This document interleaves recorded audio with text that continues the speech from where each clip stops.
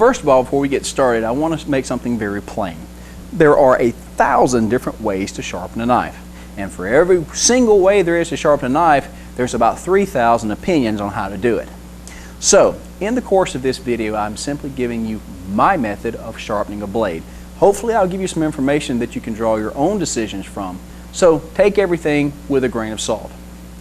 My job here is to put this in the most basic of terms. If you've never sharpened a knife, let me give you a good roadmap on how to. It's really simple.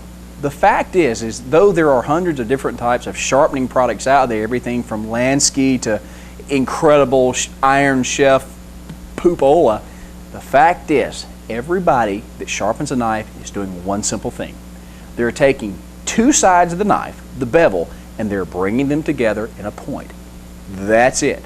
I don't care if you use a belt sander, if you use a sharpening stone, a Japanese water stone, a Martian butt stone, it does not matter. Everybody is doing the same thing.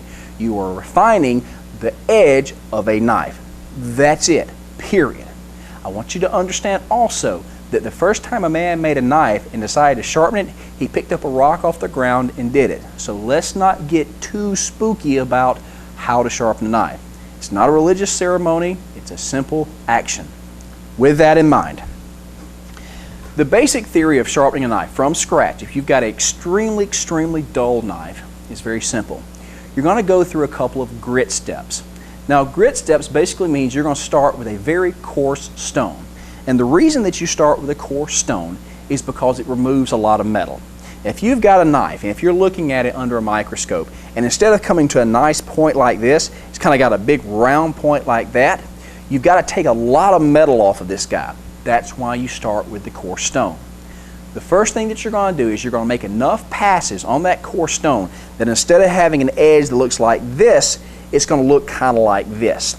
Now the reason it's going to kind of look like this is because that stone is so coarse that every time those grains tear across that metal, it pulls a little point, a little sliver off the edge of it. If you've ever seen a piece of metal that was cut by an abrasive saw or even a file, you've noticed that there's little fine tiny metal slivers that hang off the edge.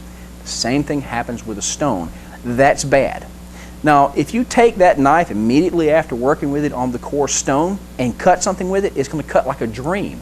That's because all those little fingers act like saw teeth.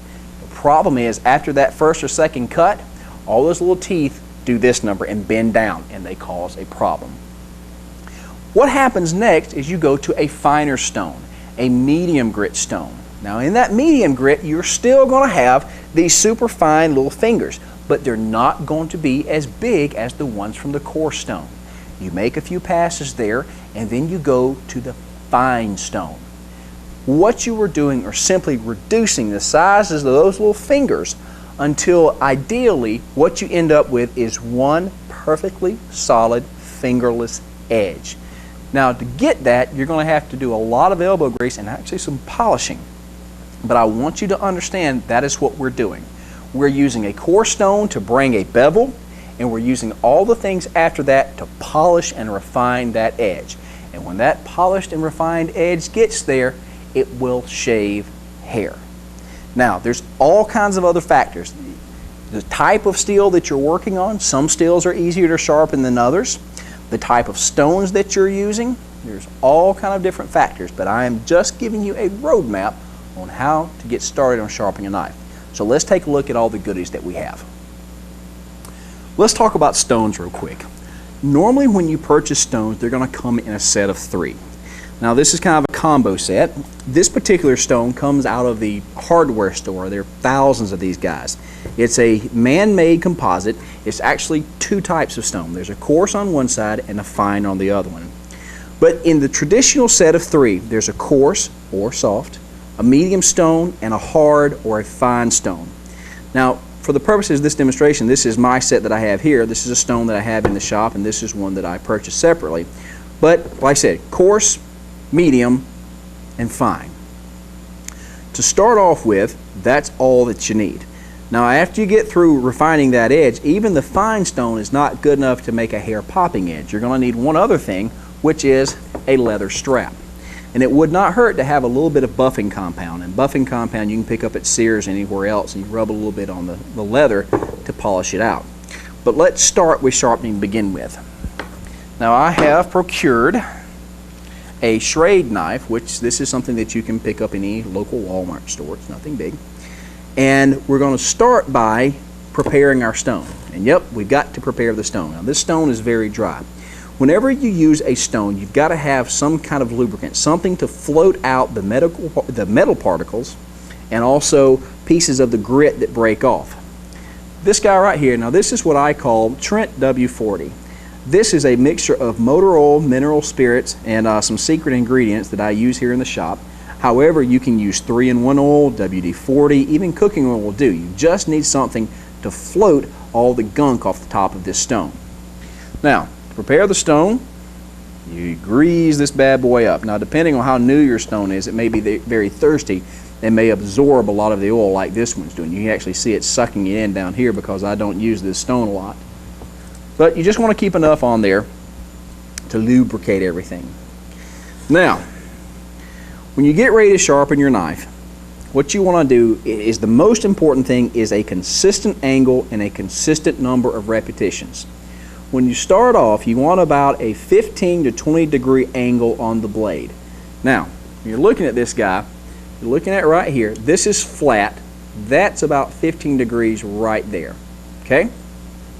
It's very important that you maintain that angle, so you've got to get the practice in to where when you make your first cut, that angle is what you cut at every time.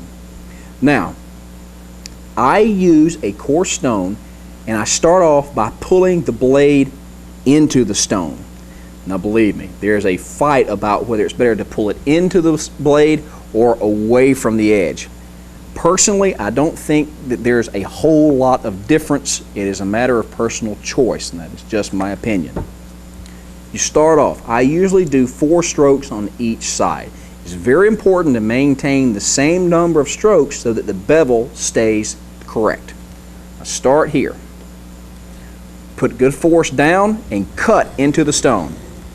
Notice how I turn the knife as I actually come in. That's to make sure that this area gets sharpened as well. That's 1, 2, 3, 4, 5. I'm going to go with 5 this time around. Now notice that my stone is soaking up all that oil. I'll hit it again. And now I start from the other side. Now I start this way. I start from the opposite side of the blade. Once again, just my particular preference. 1, 2, 3, 4, 5. Once again, make notice of how I start the blade and I get that entire bevel until it ends up in this position. Start with the other side. 1, 2, 3, 4, 5. And once again, 1, 2, 3, 4, 5. Now, when I finish the set, very lightly do one on the other side. It tears a bit of that feather edge off. Now, this is what you want to do to test it. Don't ever take your thumb and run it down the blade. That is absolute foolishness. If you want to test the blade,